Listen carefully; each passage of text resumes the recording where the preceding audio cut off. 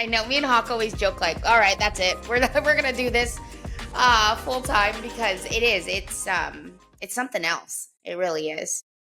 Getting to interact with patients. And like another story I had was like at our wound care centers, I dropped a can of beans on my foot now or my leg and it scraped it. Now I have this ulcer. I stubbed my toe. I stepped on a rock, right? Street team got bit by a pit bull. And yeah, I remember that patient. I was hit in the face with a machete and you're like, what? So like, okay, I got bit by like all kinds of bugs and now I have all these things, and then it's the psychosocial aspect or that kind of thing. We're just trying to navigate while you're doing wound care. You know what I mean? Like it's what I mean by that is like, oh, it's healed, and the aliens helped me heal it. And you're just like, well, okay, all right, how are we going to figure this one out? Like, how are we going to explain to them in a way where we don't, we know in wound care compliance is everything. We can put thousands of dollars worth of dressings and they can come in, but if they're non-compliant with what we do, so trying to navigate that and trying to have these conversations, again, all these things that are just makes that whole level of wound care super challenging, yet ultimately so rewarding when things go our way.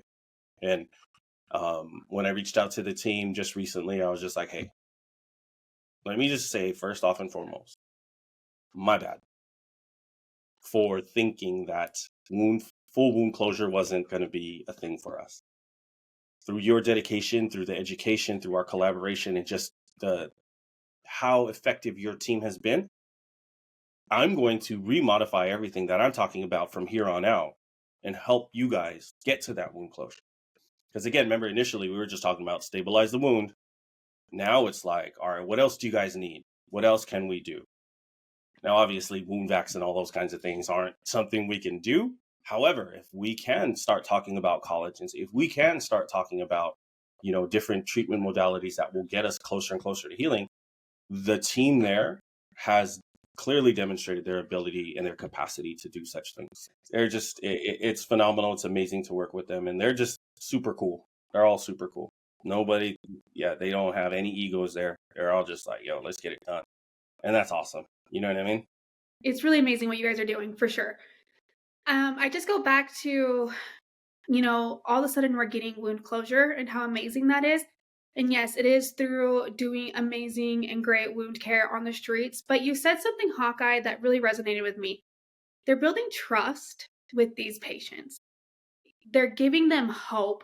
And a lot of these patients that find themselves, without a home, if you go back to their early childhood, you can see a strong correlation between high ACE scores, which if you don't know what that is, to our listeners, it's adverse childhood experiences. And it's a set of 10 questions.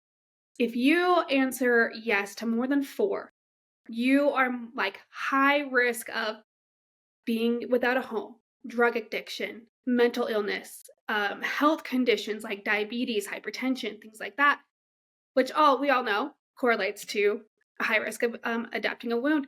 But the thing that a lot of people don't know about ACE scores and having a high ACE score is that entire score can be eradicated by one loving person. So a lot of these nurses, like yourself, Hawkeye, and Christina, when you're going after these patients, not only are you, helping their wound, you're actually helping them recover from whatever past trauma they've experienced. And I think we could actually look and see like, oh, is this playing into these wound closures? The fact that, one, they're finally getting the care they deserve, but they're also getting that support and like, hey, I see you. I see you where you're at and I'm not judging you. So I just think like the whole thing is really beautiful. And the fact that we're able to shift, like just manage these wounds to let's heal these wounds is, a big testament to your guys' mission to wanting to help these patients. Because like you said, Hawk, you have to want to be out there. You can't just be like one day, oh, I'm going to go do street care. No. Like you want to be out there. So this is why I love Kallie. She always brings like a different viewpoint. And I love that you just shared that because it was one thing like we always knew. And more so after nursing school, when I got more into this, like sometimes our patients in clinic, there is a mental health factor, or if they've had it for a really long time. Like I remember we had a patient that never wanted to heal. It just because they didn't want to stop coming into clinic. Remember, Hawk, like they were lonely. And so they didn't want to not come in, right? And so you're always dealing with out. But when I learned about going out into street care, it's tenfold. And it was initially. And we had a patient that they showed us, and he straight up, it was a really bad wound. He had left on that hospital bracelet, and it just a wound, it like engulfed the bracelet. Like it was a whole thing on his arm, but he didn't want any like help. Like he's like, no, I'm okay. I'm good. And it's that, right? Like, just like you said, it's like this, I'm okay with this. I don't trust you guys. And slowly, week by week, they like worked on him, and slowly he allowed us to help him. And it's, yeah, it's not just like going out and being a great provider. It's being patient and chipping away at that week by week. And some of these individuals don't like men, right? And so they have a good mixture and like of different people, and it's always the same people. If they know they're going to go see John Doe, they know John Doe only likes Hawkeye. Hawkeye's going to make sure he's on that team. And I think that's just so important. Like we're not just like, no, they'll get over it. We need to do what we need to do. Like it's very thoughtful in everything that they do. And I love, Hawkeye brought this up earlier where they're like, hey man, like we got the wound care team, where are you at? But it's also like, oh, I know John Doe only likes to be seen on Tuesdays. So like we're going to plan around our day around Tuesday so that we can see him. And we know he likes to be by Whole Foods on this day. But if he's at the park, it's not a good day. It's not a good day when he's at the park. Like they know these people. It's wild. And they all remember it. And it was just really cool to see and to experience like the level of care, not just from a clinical perspective, but like a individual perspective. And just like what you said, like they truly love these patients. They're not just people. I think, one thing that like we were able to share with them, and when I say them, the street care team, was, nurses often will get this kind of like task mentality, right? Will often be like, okay, what do I need to do to make this heal, right? Wound care, I've learned through the years, I've learned through you, I've learned through experiences, is that, a lot of it is compliance. I mentioned this before, where it's like patients will come in and we'll work with them once a week. The other 6 days, they're left to their own devices. They're left to their own ideas. They're left to whatever it is that makes their lives complicated. When I have new nurses, I explain to them, sometimes you'll get a patient who comes in. They've had this venous stasis ulcer, this diabetic foot ulcer for years. If you were to ever go to their house, you would see that their entire home setup is built around that wound. You could actually follow a path where the drainage would be on the floor. And because they know that all I have to do is walk over here to get this, I have to go over here to get this, I have to go over there this, and then I sit on my chair or go to my room, whatever. And when these patients come into the wound care center, we flip that whole thing upside down. We debride them, we give them a dressing. It may be uncomfortable. It may be, and again, it factors into the trust. So as wound care nurses, we have to make sure we establish that trust. I often teach nurses too, and I taught this to the team, is, what? We need their compliance. So however we have to get their compliance, build that trust.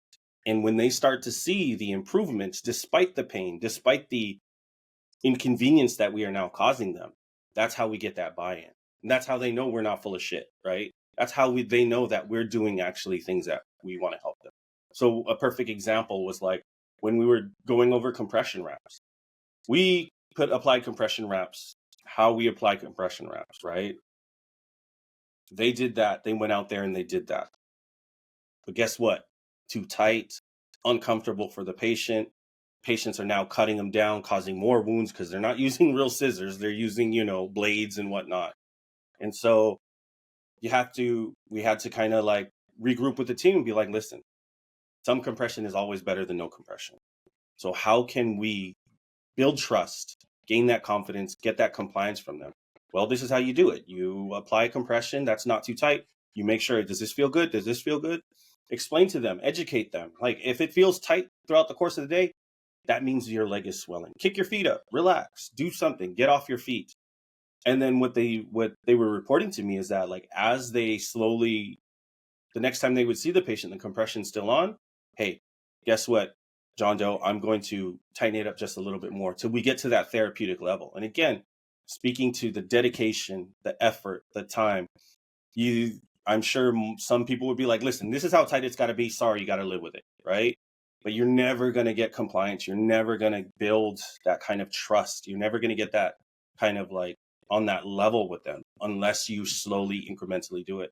And again, speaks to the dedication of that team, speaks to the heart and energy of that team, willing to work with them, no matter how long it takes to get these things done. And that's, again, that's pretty cool. Trying that.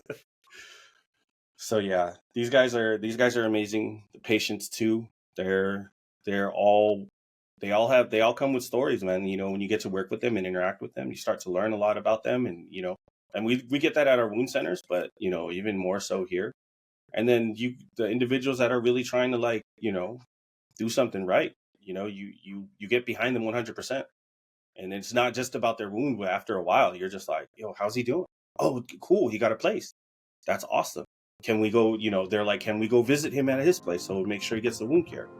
Do we need to transition him over where we can start getting him to the wound care center? You know, it just becomes this whole thing, and you get really involved, and I think that's what's amazing.